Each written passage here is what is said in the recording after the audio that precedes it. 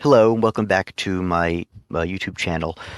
Today I wanted to go over a very common subject, especially in this year and in 2024 and every Democratic election since like Bill Clinton. And it's about moderates and progressives. Who is more electable? Who will win their races more often? And the reason I want to go over this is because I did find an article. And the article is Are Moderates More Electable by Split Ticket. And I wanted to go over what they found and why I think that part of it is flawed. Not any of their research. Their research, I'm sure, is verifiable. I mean, the source, they have all their sources down here. They have everything. Here's the maker of this study. They cite everything.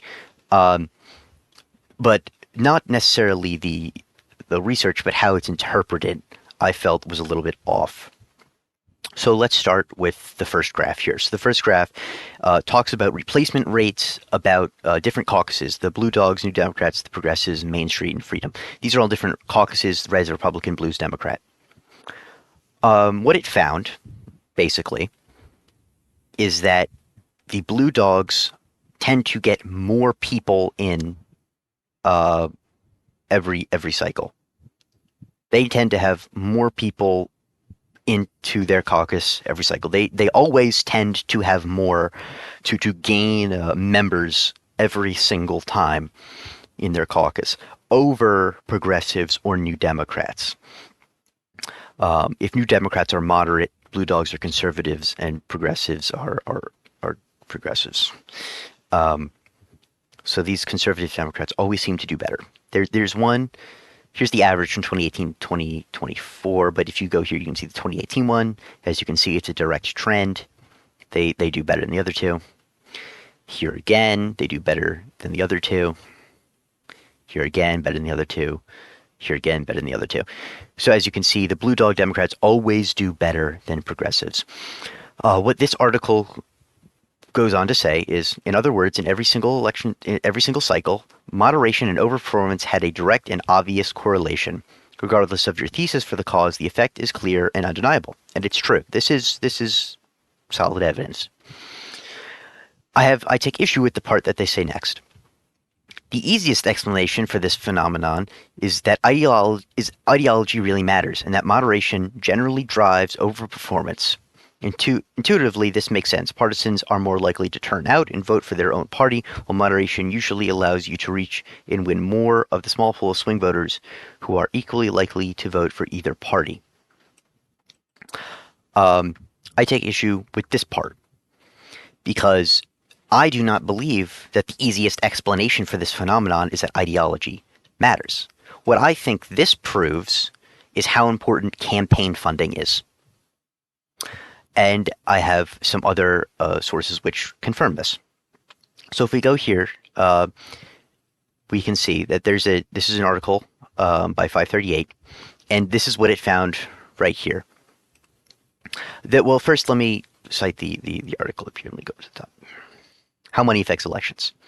What this article finds overall is that money does not necessarily affect elections a lot, only in certain areas. And honestly, I was looking at this article, and it says the obvious, but in a really long, unhelpful way, and then it gives you the actual facts, which I was looking for. So what it finds is no, it doesn't affect it. What affects it most is ideology. Of course it does. If you're in a Republican district, that's very Republican. If you're in the middle of fucking nowhere, Iowa, you're probably going to have a Republican elected regardless of how much money you spend, because that's the ideological makeup. That's basically all of this goes on to say that. That's basically what all of it goes on to say. This is the important part of the article here, which is really what I was looking for. Bianca, I believe Adam Bianca, published a study in 2017 that found, like, unlike in the general election, early fundraising strongly predicted who would win primary races. That matches up with other research suggesting that advertising can have a serious effect on how people vote if the candidate buying the ads is not already well known and if the election at hand is less predetermined along partisan lines. That is the important part right there. If the election at hand is less predetermined along party lines. And it's important to note the Blue Dog Democrats, that's where they run. That's where they run. And the Blue Dog Democrats, as you're about to see, have a lot of money to spend. So, in other words, putting both of these two together, the phenomenon which really allows Blue Dog Democrats to do well is the fact that they go into swing districts and they have the ability to spend lots and lots of money. And not only can they go into solid blue districts, but they can also go into these swing districts. So, in other words, they have more districts they can run in general, and have a chance at winning it. Whereas a progressive might not be able to get as much money in a swing district as the moderate Democrat can. And here is the evidence for that. One of the biggest campaign contributors to moderate Democrats is AIPAC. Right here, as you can see, 2024 elections, AIPAC uncorks 100 million war chest to sink progressive candidates. It lists basically a whole bunch of people who were trounced, absolutely obliterated by AIPAC. You've got 4 million against Andy Levine. Yeah, Andy Levine. He was ousted in 2022 by an AIPAC cycle by Haley Stevens, as I mentioned. She takes a lot of AIPAC money. It might even go on to mention Jamal Bowman and let's see, Rashida Tlaib. There we go. There's a lot of candidates, but basically the important part is that AIPAC spends lots of money on conservative Democrats and moderate Democrats. This is money that they have in the elections, in the not only the primary elections, but importantly, as it relates to this article, the general elections. When it comes to general elections against Republicans, they will have this AIPAC money and other money, not just AIPAC. I want to clarify, it's not just AIPAC, it's all moderate organizations like this that are donated to by billionaires and major corporations that pour money into AIPAC and other super PACs. That is money that progressives don't take because that's part of their ideology. That will give them a better chance at winning. In other words, let me put it this way. If you have a blue dog Democrat, conservative Democrat running in a swing district against a Republican, they will have a better ability to beat them because they have more of this money. And I believe the evidence shows that, as mentioned previously. Let's see here. If the election at hand is less predetermined along partisan lines. Yeah. And really, the reason I get to saying all this is because I think my explanation of this phenomenon better represents this data than what is put forward. And furthermore, I think it better represents other data which has been put forward. If you look at, I didn't pull it up here, but if you look at, let's see here, what would I call that? Raising the minimum wage approval polling, right? This is a very big progressive policy.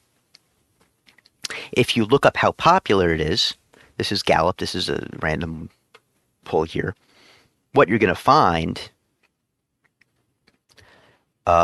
is that it is very popular. Raising the minimum wage is bipartisanly very popular.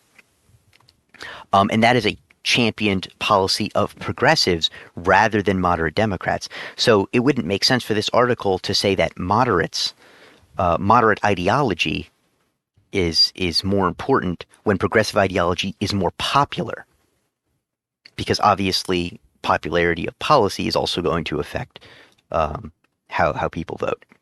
Let's see if I can't find exactly where it is.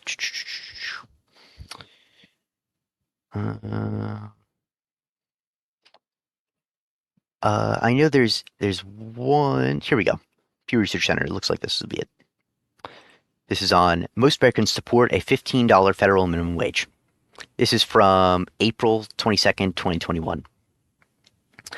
About 6 in 10 U.S. adults, 62% say that they favor raising the minimum wage to $15 an hour. That is including 40 who strongly back the idea. About 4 in 10, 38% say they would oppose the proposal. Um, yeah. And I'm sure it goes into the Democrat versus Republican too. So obviously Democrats are going to support it more. However, there is a significant portion of Republicans here, 28% of Republicans, which also back that proposal. Um, yeah. So all this is to say that I think this article here by Split Ticket, um, the research, I mean, is phenomenal, and it definitely sheds light on who is more electable. But I think it misses the mark on why it's more electable. This is my opinion on who's more electable. Yeah.